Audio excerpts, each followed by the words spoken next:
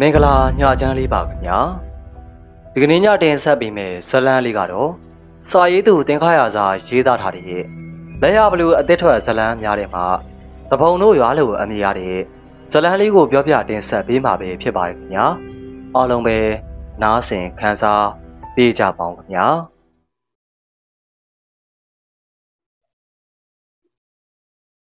မြေကမ်းဘေးရန်သူတို့အသွာလာများတဲ့လမ်းကြောင်းပေါ်မှာရှိတဲ့မြန်မာရွာကြီးတရွာအားမွန်တများဝင်ထွက်ရှိသည်မွန်တို့ကိုလူသူရိတ်ခါထောက်ပံ့နေသည်အထောက်ပံ့မရစေရန်မိတိုက်ဖြတ်စည်းခဲ့ရမည်ဟုသောအမိန့်တော်နှင့်လက်ရဘလူအုပ်ချုပ်ရတဲ့လူ130ပါတက်သည်ငုံဝမြကြောင်းအတိုင်းဆုံးလာခဲ့ကြပါသည်ရွာနီးတို့ရောက်လျင်တော့ရေလမ်းမှမဝင်ပဲကုန်းချောင်းဝင်စည်းကြမည်ဟုကြံစီပြီးတော့လက်ရဘလူကတပ်သားများအားကမ်းသို့တက်စေလိုက်ပါသည်ရွာနီးတို့ရောက်ကြသောအခါမှာရွာအားစီးအိုးကာထား၍ရွာဝင်တကားမှာပွင့်လျက်သားရှိနေကြောင်းတွေ့ရလေပါသည်ထိုစီးအိုးခတ်ထားပုံကိုမြင်ုံနှင့်ဒီရွာသည်မုံတို့အမိပြုပြီးတော့အားထားနေကြတဲ့ရွာပြေเจ้าကိုတော့လက်ရဘလူသိလိုက်ပါပြီရွာသားတို့နေ့လေအလုံနာချိန်တရေတမောမြောင်မဲမေးဆက်အချိန်မှာအေးအော်ဟစ်လျက်မြမရဲမက်များဝင်လာကြတာကြောင့်တရွာလုံးမှာအထိတ်တလန့်ဖြစ်သွားကြပါသည်ငါသူရိန်နဲ့လက်ရွေးစင်တသားအချို့ဟာရွာတကားမှာပိတ်ဆောင်ကြံရစ်ခါငတိုင်မောင်ဦးဆောင်တဲ့တနတ်သမား30တီမြေကမ်းတစ်လျှောက်တီဆက်လက်ပြေးလွှာသွားကြပါသည်တိုင်မောင်တို့မှာကန်းနဖူးပြေတယောက်တစ်ခေါက်ခန့်နေရာယူမိကြလျင်ရေချောင်းမှအဆုံးလာတဲ့ငအောင်မော်တို့လှငယ်20ကတန်ငါအလင်းများရေချောင်းသွားလာနေကြတဲ့လှေများပါမကြမ်းတိမ်ဆဲခေါ်ဆောင်ခဲ့ပြီးတော့မြစ်စိတ်တို့တရွှေ့ရွှေ့ကပ်လာကြပါသည်ရွာလဲမှာတော့စေဝတန်စာချက်ကများဝတ်ဆင်ထားခြင်းမရှိတဲ့လက်ရဘလူကမြင်းနှင့်ရက်နေပါတယ်စစ်သည်များသည်တရွာလုံးမှလူများစွာကိုတော့ထွက်လာစေကြပြီးရွာလဲမှာလူစုနေကြစေပါတယ်ပြေပုံရှောင်ခွာသူမရှိသေးရထမှန်ရှာဖွေတွေးရှိရလျင်ကွက်မြတ်မီဆိုတာကြောင့်အချို့မှာတော့လဲတဲသို့ပင်လိုက်ခေါ်ခွင့်တောင်းနေကြပါတယ်လိုက်ခေါ်ကြမဲ့သူများမှာ73ဦးရှိတာကြောင့်လက်ရဘလူကတသားတယောက်စီထည့်ပေးလိုက်ပြီးတော့အနီးဝန်းကျင်လူမကြံစင်းနေဟုလေမှားလိုက်လေးပါတယ်သူကတော့မြင်းပေါ်မှာမစင်ပါဓားကိုကျောင်းမှာလွယ်ထားပြီးတော့ပြစ်လို့ရန်ကောင်းမွန်တဲ့အတိုင်းအတာအရှိရှိတဲ့တင်ကြီးတုံးချုံတစ်ချောင်းကိုလေလက်ထဲမှာကိုင်းလို့ထားပါတယ်ကြောက်ရွံ့တုန်လှုပ်နေကြတော့အားငန်ထိတ်လန့်နေကြကုန်တဲ့ရွာသူရွာသားအပေါင်းတို့ကရွာလဲလမ်းကြီးတစ်လျှောက်မှာငုတ်တုတ်ထိုင်လျက်သူနဲ့ပပတ်လဲဆောင်းချက်နေကြသူစစ်တီကြီးများကိုသာငြိမ်သက်စွာနဲ့ကြည်နေကြချပါလေအချို့ကလေးများမှာတော့ငိုယိုနေကြတာကြောင့်မိခင်တို့ကတင်းတင်းဖက်ကချုံနေကြရတဲ့အချိန်မှာနှစ်ဦးသုံးဦးခန့်မှာတော့ကလေးတို့၏ပါဇက်ကိုလက်နဲ့အတင်းပိတ်ထားကြပါလေနိုင်နှမောင်းခန့်ကြာသည့်တိုင်ရွာကိုထိန်းချုပ်လိုက်တဲ့ဘိုးကတော့မျက်နာတီတီနဲ့မြည်သည့်စကားမှမဆိုသေးပါတကြီးတဦးတည်းသာအုပ်ချုပ်နေတဲ့ရွာမို့အဆိုပါတကြီးမှလည်းမြမစစ်သည်များအလိုကြတိမ်တက်တိမ်စင်လူလိုက်ရှာပြီးနေရပါတယ်မကြမီလူကုန်သောကြောင့်ဖြစ်ပါမယ်တကြီးနှင့်တသားများသူအနီးမှတန်းစီလိုက်ကြပါပြီလက်ရဘလူသည်လူအားလုံးကိုအခဲခတ်နေခဲ့တာကြောင့်လူအုပ်ထဲမှာမောမရှိမြမတိုင်းသားများကြီးဖြစ်ကြောင်းသိပြီးပါပြီအဘဲကြောင့်မြမတို့နေတဲ့ရွာကြီးတွေကမွန်ဘက်မှအားပေးကူညီနေပါလေမွန်နှင့်နီးသောကြောင့်လောရွာပြတ်မီကိုကြောက်သောကြောင့်လောအလိုက်အထိုက်ပေါင်းခြင်းလောစိတ်လိုလက်ရကူညီလေခြင်းလောဒီရွာမှာမွန်နေအဝင်ထွက်ရှိတယ်ဆိုတာဟုတ်ပါသလားရှင်းလင်းပြတ်သားတဲ့အတန်ထွက်လာပါလေတကြီးကမဆိုင်မတော့ဖြေပါလေဟုတ်ပါလေငါအောင်မော်ကလက်ရဘလူးကိုဖြတ်ခနဲကြည့်လိုက်ပါလေလက်ရဘလူးလည်းမျက်နှာအမူအရာတစ်မျိုးဖြစ်သွားပြီးတော့ဆက်ပြီးတော့မေးလိုက်ပါလေမုံစစ်သားတွေလားမှန်ပါတယ်ခမရခမရတို့ကမုံရဲမက်တွေကိုကူညီခဲ့လားကျုပ်တို့ကသူတို့စိတ်ကူပေးပါတယ်နေစရာစားစရာပေးပါတယ်နေကောင်းတက်တာတော့ပြန်သွားကြပါတယ်ရွာသားအများကလည်းတကြီးစကားကိုထောက်ခံနေကြသောအခါ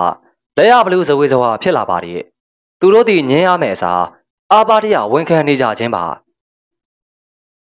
ဘာလို့ကူညီခဲ့ကြတာလဲဦးဆုံးလာတော့ကသူတို့တွေဒဏ်ရာရလာကြတယ်ခင်ဗျ တညတာတဲခိုစရာလဲလိုအပ်နေကြတယ်ကျုပ်တို့ကအစားစားရရကူညီပေးလိုက်တော့ရင်းနှီးခင်မင်သွားကြပြီးတော့နောက်လဲအမျက်ဝင်ထွက်နေတာပဲဟုတ်ပါတယ်အရင်ကဆိုရွာစီးရိုးတောင်မရှိဘူးဒီလိုပဲနေကြတာပဲသူတို့တွေပဲစီးရိုးဝိုင်းပြီးတော့ကာပေးသွားကြတာရှေ့ဆုံးမှထိုင်နေတဲ့လူကြီးတယောက်ကဝင်ပြောရာတကြီးကလေ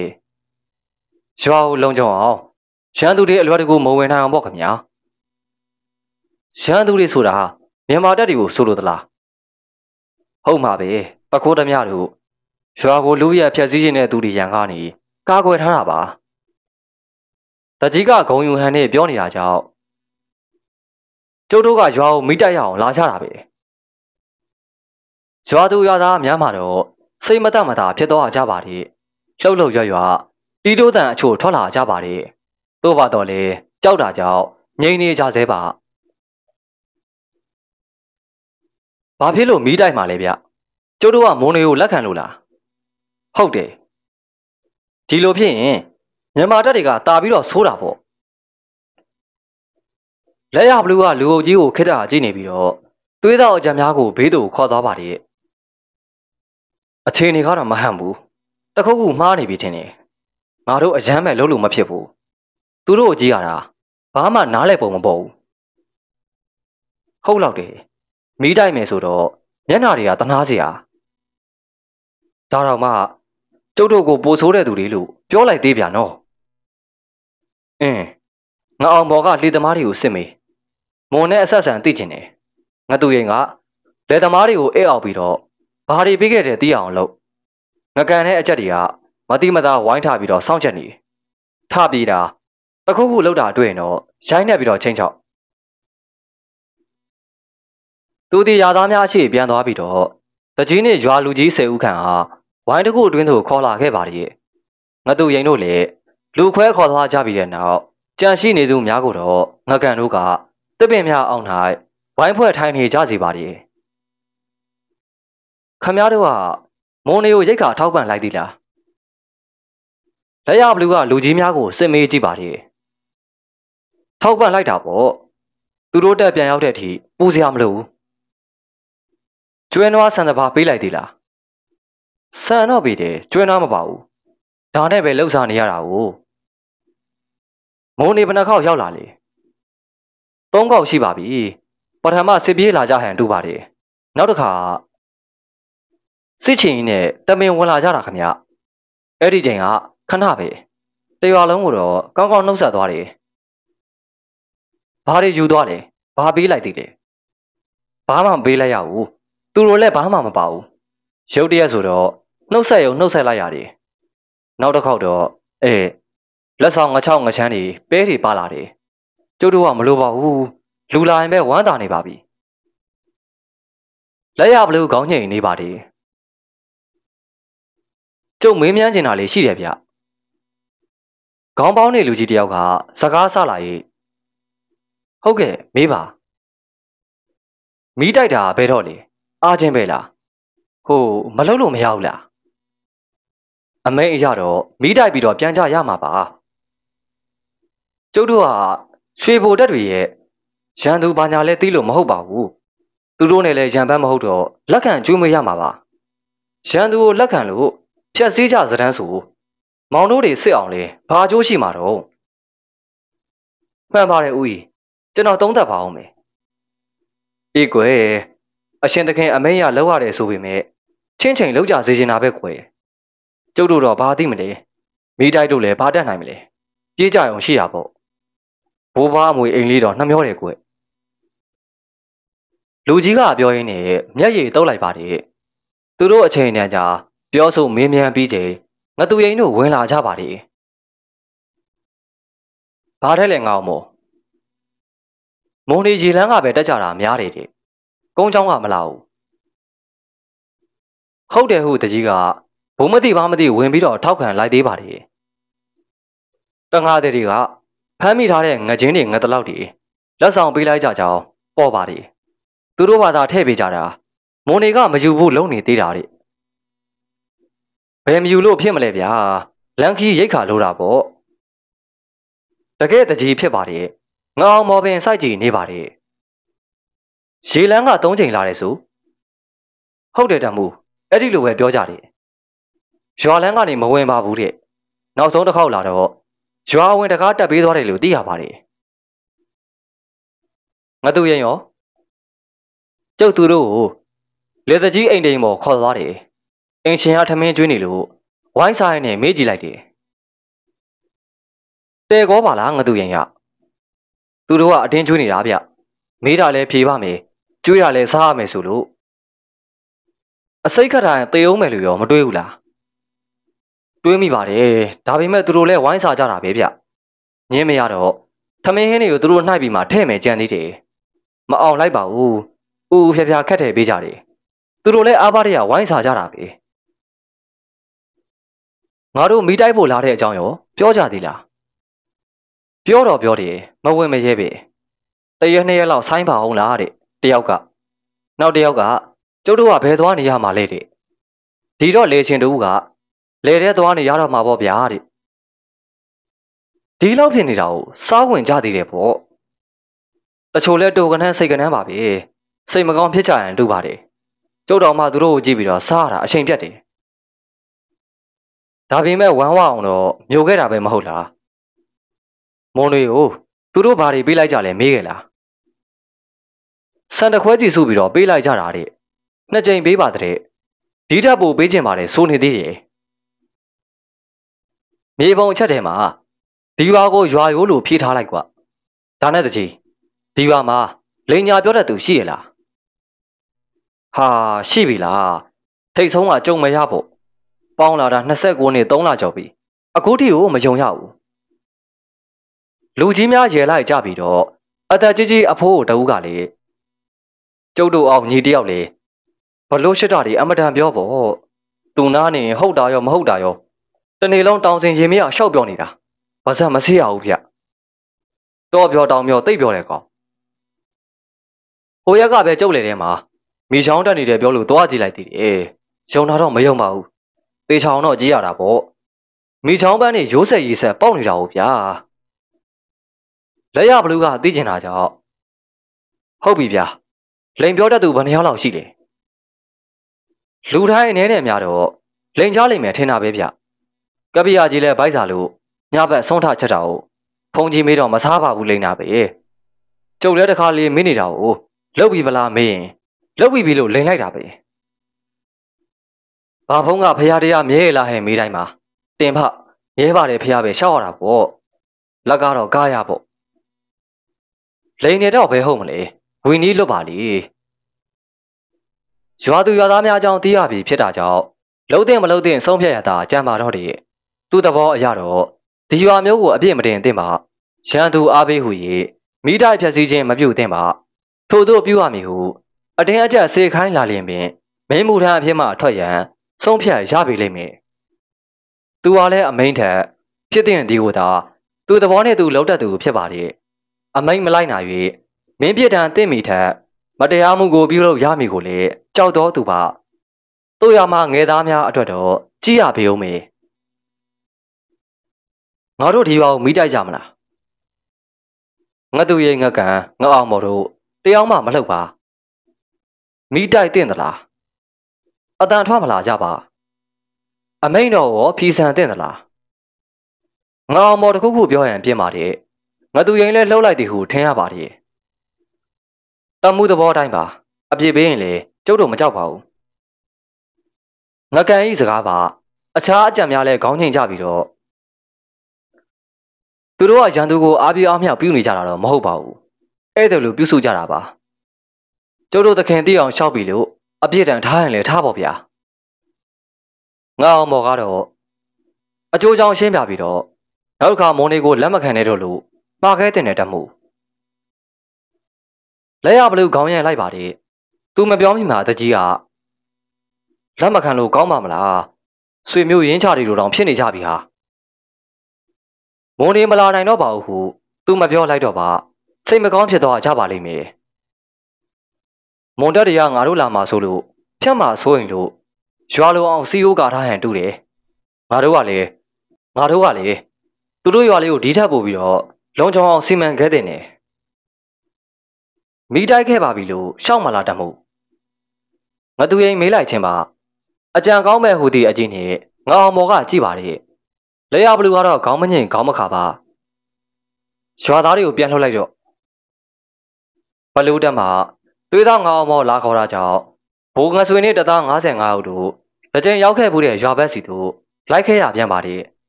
သူတို့ထင်ထားသလိုထိုရွာဘက်စီမှာလွင်းတက်လာတဲ့မိခိုးလုံးများကိုမမြင်ရပါအနီးသို့ရောက်ကြသည့်တိုင်မီးလောင်နေတဲ့ရွာကိုမတွေ့ကြရပါသူတို့တွေ့သည်မှာ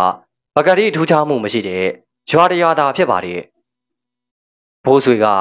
လက်ရဘလူးဘာကြံနေသည်နည်းဟုတွေးမိပါလေသို့ပါတော့လဲငါအမော်အားမမေးဖြစ်ပါလက်အောင်ငယ်သားသွေးတော့ရဲဘော်တူနဲ့မလူအဖက်စကားမပြောလို့ဖြစ်ပါလေဘိုးချင်းသာမေးသည်ဟုလက်ရဘလူးထံသို့ဦးတည်ပြီးတော့သွားပါလေလက်ရဘလူးနှင့်စစ်သားများကိုရွာကြီးတစ်ဖက်မှာတွေ့ရပါတယ်စူးကြုံများခုတ်ပြီးတော့ရွာစည်းဝါးကာရံနေကြခြင်းပါလောက်အားကိုနေကြတဲ့ရွာသားအချို့လည်းရှိနေပါတယ်ဘုံငဆွေအားတွေ့တာနဲ့လက်ရဘလူးကသူ့လူများကိုရန်နာကြရန်အချက်ပြလိုက်ပါတယ်ထုံးနောက်မှာတော့ဘုံငဆွေထံလျှောက်လာကရွာသားတို့ပြောပြတဲ့အကြောင်းအရာများကိုသိုံသာရှင်းပြလိုက်ပါတယ်။အော်ဒီလိုလားဟုတ်တယ်ကိုငဆွေတေချာမစုံစမ်းမမင်းမြန်းမဲ့နဲ့မွန်အဝင်ထွက်ရှိတယ်မွန်ဖက်အားပေးတယ်ဆိုပြီးတော့ရွာကိုမိတိုက်နေကြောင်ရှောက်တင်ခဲ့တာမဟုတ်လား။ဘာကြောင့်ဆိုတာတော့ကျုံမှမသိပဲရောင်းရဲ့ကျုပ်ပြောတာလည်းအမှန်နေပဲဟောဒီစီယိုကိုကမွန်စစ်သားတွေထိုးပေးခဲ့တာတဲ့ကြည့်လေမွန်လက်ရတွေမြင်သာနေတာအဲ့ဒါနဲ့ပဲမစင်မချင်းမိတိုက်လိုက်ရင်ဒီလောက်ရိုးသားဖြူစင်ပြီးတော့စေတနာကောင်းတဲ့အယိုးကန်ရွာသားတွေဘလောက်ထိအတိဒုက္ခရောက်လိုက်ကြမလဲမွန်တွေကလည်းသူတို့ကိုအသုံးချနေတာမဟုတ်ဘူးသူတို့စီကလည်းဘာမှယူသွားကြတာမဟုတ်တဲ့အပြင်ကျေးဇူးတင်တဲ့အနေနဲ့စီယိုတောင်မှခတ်ပြီးသွားသေးတာကိုရင်လှုပ်ပုံကမြန်မာချင်းမချစ်မုံကိုချစ်အောင်လှုပ်လိုက်သလိုဖြစ်သွားမယ်စိတ်ရေးမှာအရေးကြီးတာကိုယူရမယ်အရေးမပါတာကိုလိလိကိုရှုသွင်းရှုရမယ်ဗျတပုံရွာတရွာတိုးလောင်လှုပ်ခဲ့တာကိုအရေးမပါဘူးလို့ဆိုလိုလားဘာကြောင့်လဲရွာသားတွေအနေနဲ့ကျုပ်တို့တခင်ကိုမပုံကန်ရဲပါဘူးပုံကန်ရင်လည်းဒီလောက်ကမှုเสียမဟုတ်ပါဘူးပုံကန်ခဲ့ရင်ကျုပ်တို့တခင်ကိုယ်တိုင်လာပြီးတော့နှိမ်နှင်းမှာမဟုတ်ဘူးဗျခမည်းတော်ကျုပ်တို့ပဲတိုက်ရမှာခမည်းလှုပ်လိုက်လို့တပုံဖြစ်သွားတဲ့သူတွေကိုခမည်းပဲလာပြီးတော့ကွက်မြေရလိုက်အောင်မယ်ဖြစ်တင်သလားဒီလိုတော့ဘယ်ဟုတ်မလဲကဲပါရောင်းရင်ပဲဖြစ်တင်တာကိုပြောပါဖြစ်တင်တာကတော့ကိုရင်ငဆွေနဲ့လူတွေသူတို့ရွာကိုစူစီယိုးကပြီးတော့ရွာလန်းနေညီအောင်ပြုတ်ပြင်ခဲ့မွန်နေဝင်သွားလေအနောက်ရှက်မပေးနဲ့မတိုင်နဲ့သူတို့ကအပြစ်မရှိတဲ့လူကောင်းတွေကျုပ်ကရောဘာပြစ်ရှိလို့လောက်ရမှာလဲဗျမစုံမဆန်းမစင်မကျင်နဲ့ရှောက်တင်ခဲ့တဲ့အပြစ်ပေါ့ခမည်းကြောင့်ကျွန်တော်ပါဝင်လေးလာတဲ့အမှုကိုပြုံးမိတော့မလို့လက်ရဘလူးရဲ့လေတံကခက်ဆက်ဆက်ဖြစ်သွားသည်မို့သူ့လက်ထဲမှာတင်ကြီးကိုကြည့်ကငဆွေအနေငယ်ကြောချမ်းသွားပါလေဟုတ်ပါပြီကျုပ်လှုပ်လိုက်ပါမယ်လေရောင်းရင်သာအလောင်းမင်းကြီးကိုပြန်ပြီးတော့မပြောနဲ့နော်